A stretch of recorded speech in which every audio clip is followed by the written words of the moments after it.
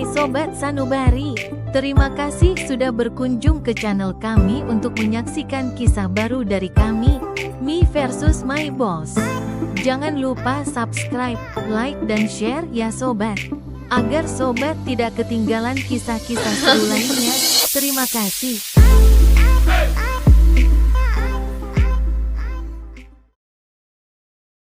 Namanya Kim Seo. Dia adalah putra kedua dari seorang presidir perusahaan raksasa, Junghua Corporation. Dia baru saja pulang setelah menyelesaikan studi bisnisnya di luar negeri. Suatu hari ia dan ayahnya sedang berbincang di ruangan ayahnya. Sang ayah, Jun Seo, menyuruh Kim untuk membeli sebuah perusahaan yang saat ini harga sahamnya sedang anjlok dikarenakan performa perusahaan yang sedang turun. Namun Kim menolak, ia berpendapat bahwa membeli perusahaan yang hampir bangkrut bukan pilihan yang baik. Ia berpikir untuk membangun perusahaan dari nol dan mengembangkannya. Ayahnya tidak memaksakan kehendak. Ia memberi waktu untuk Kim memikirkan saran ayahnya. Kim pun pergi meninggalkan ruangan ayahnya.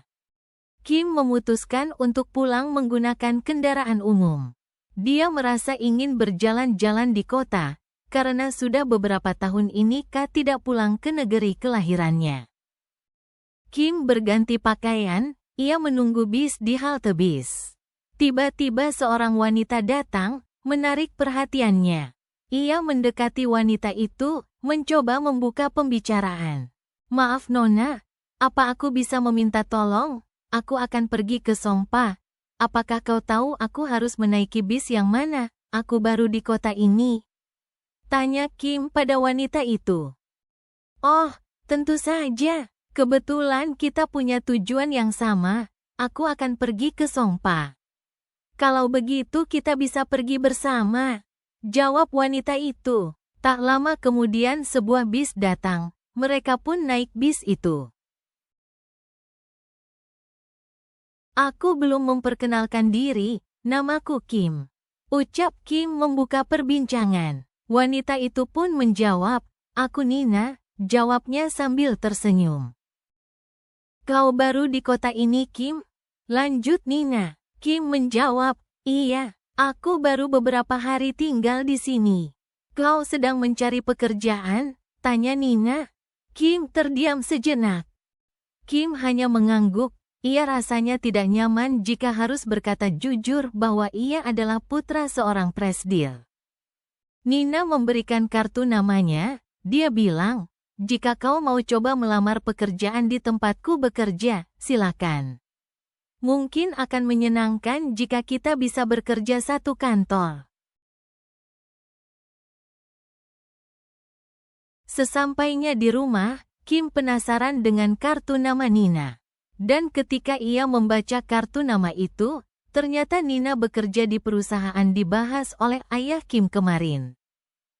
Tiba-tiba muncul ide gila darinya. Mungkin ia bisa mengetahui keadaan sebenarnya tentang perusahaan itu, desri Nina. Dengan cara menyamar sebagai orang biasa yang ingin mencari kerja. Kim lalu pergi. Setelah sampai di sekitar kantor Nina, ia menelepon Nina. Hai Nina, apa kau sibuk? Aku sedang ada di wilayah sekitar kantormu. Aku ingin makan siang, tapi aku tidak mengenal daerah ini. Jika kau tidak keberatan, bolehkah kau tunjukkan tempat makan di sekitar sini? Mungkin kita bisa makan bersama? Nina pun mengiyakan ajakan Kim tanpa rasa curiga. Setelah tiba di restoran, mereka berbincang-bincang banyak hal. Nina orang Hang menyenangkan, gumam Kim dalam hati.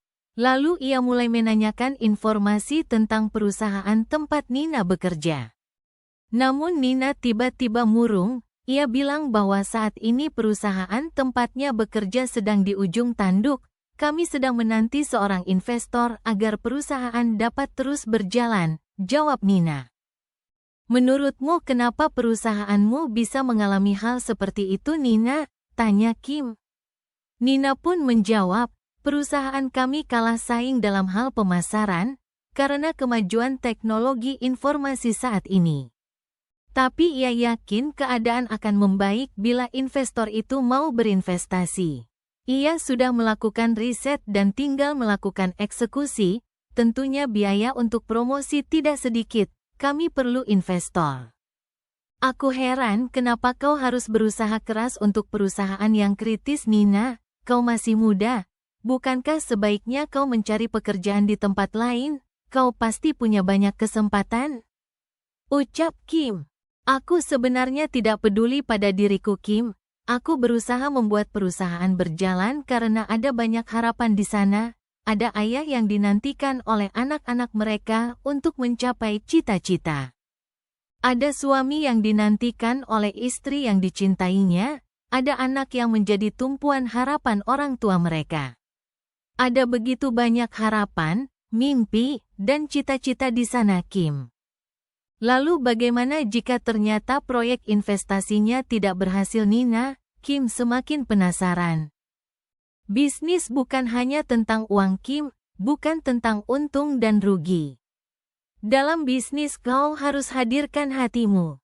Ketulusan dan empati akan membimbingmu, dan Tuhan pasti akan menolong. Kim tertegun, selama ini yang ia tahu, bisnis hanyalah tentang uang dan kekuasaan. Namun Oa melewatkan satu hal, bahwa bisnis juga menggunakan hati, karena banyak mimpi, harapan dan cita-cita di dalam sebuah bisnis. Esok harinya ketika Nina sedang di kantor untuk sebuah rapat, tiba-tiba Kim masuk ke dalam ruang rapat, tentu itu membuat Nina kaget. Kim lalu mengambil alih rapat. Ia memperkenalkan diri. Selamat pagi semuanya, perkenalkan aku Kim Seo. Serentak semua peserta rapat terhentak, termasuk Nina. Kim Seo, dia adalah Kim Seo, putra Jun Seo, Presidir Junghwa Corporation. Investor yang berencana akan membeli saham perusahaan tempat Nina bekerja. Nina masih keheranan, Kim lanjut berkata. Aku diminta ayahku untuk membeli saham perusahaan ini. Namun aku menolak. Aku pikir akan lebih baik untuk membangun perusahaan dari nol karena membeli perusahaan yang hampir bangkrut terlalu beresiko. Tapi seseorang menyadarkanku, dia memberitahuku bahwa bisnis bukan hanya tentang uang, tapi juga tentang hati. Akhirnya aku memutuskan untuk berinvestasi di perusahaan ini. Serentak seluruh peserta rapat bertepuk tangan. Mereka sangat senang mendengar baik kabar bahagia itu. Kim merasa puas, ia berpikir Nina pasti merasa senang dengan keputusannya. Seusai rapat, Nina berdiri di luar ruangan. Dengan perasaan kacau, Kim lalu menghampirinya. Sambil tersenyum dia bertanya, "Apa kau senang Nina? Aku sudah mewujudkan keinginanmu." Tapi tanpa disangka, Nina menamparkan Kim keras di pipinya. Kim terperangah, ia heran kenapa Nina marah padanya, padahal ia sudah menolong perusahaan Nina. "Kenapa kau marah? Kau seharusnya berterima kasih padaku," ucap Kim. "Apa kau sekarang senang sudah mempermainkanku? Kau pikir kau seorang pahlawan?" jawab Nina. Kim terheran.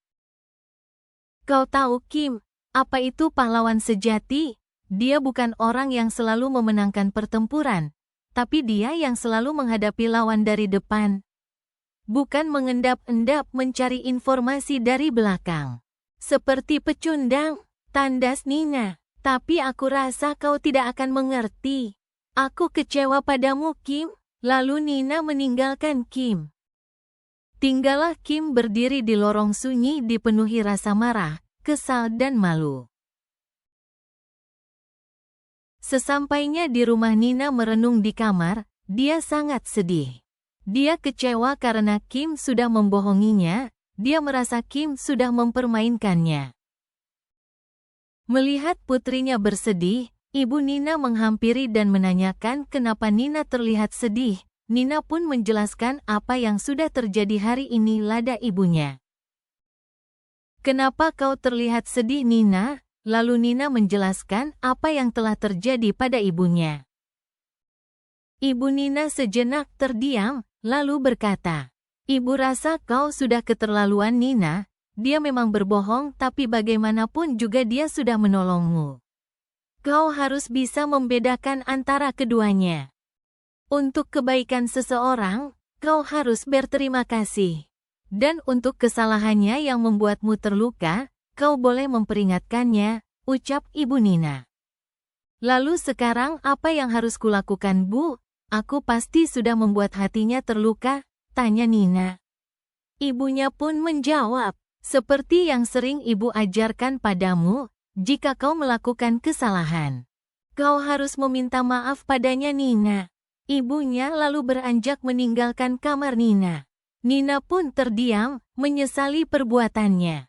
Di tempat lain, Kim merasa sangat marah dan terluka. Pertama kali dalam hidupnya, ia ditampar oleh seorang wanita, itu pun karena ia berusaha menolong. Ia benar-benar menyesal sudah membantu Nina. Lalu tiba-tiba seorang pria menghampirinya, dia Kang Seo, kakak dari Kim Seo.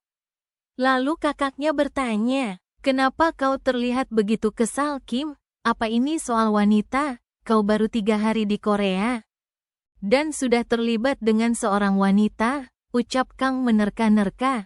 Kim menjawab, "Bagaimana kakak bisa tahu? Apa semua wanita Korea memang menjengkelkan?" Kim balik bertanya. Kakaknya kaget. "Wah, ternyata tebakanku benar. Siapa wanita itu? Dia pasti sangat hebat sampai bisa membuatmu sejengkel ini," ucap Kang sambil bercanda. Kim lalu menjelaskan apa yang baru saja menimpanya. Alih-alih bersimpati, Kang malah mentertawakannya. Kim heran, "Kenapa kau malah tertawa? Kau tidak marah? Adikmu ditampar." Kang berhenti tertawa, dia minta maaf karena sudah menertawakan Kim. Lalu Kang menjelaskan, "Kim, kau harus mengerti, wanita paling tidak suka kebohongan. Kebohongan sama dengan pengkhianatan. Dan wanita membenci pengkhianatan. Mereka makhluk yang sangat tulus. Mereka tidak peduli seburuk apapun dirimu ketika kau menajdi dirimu apa adanya. Tapi mereka tidak akan menerima sebuah kebohongan. Sebaik apapun kau bersikap di hadapannya. Kau tidak seharusnya berbohong jika tujuanmu baik, Kim." "Dia pasti sangat terluka," ucap Kang. Kim tertegun, dia lalu bertanya, "Apa yang harus kulakukan, Kang?" "Minta maaflah, jika kau memang pria sejati," jawab Kang sambil beranjak meninggalkan Kim sendiri.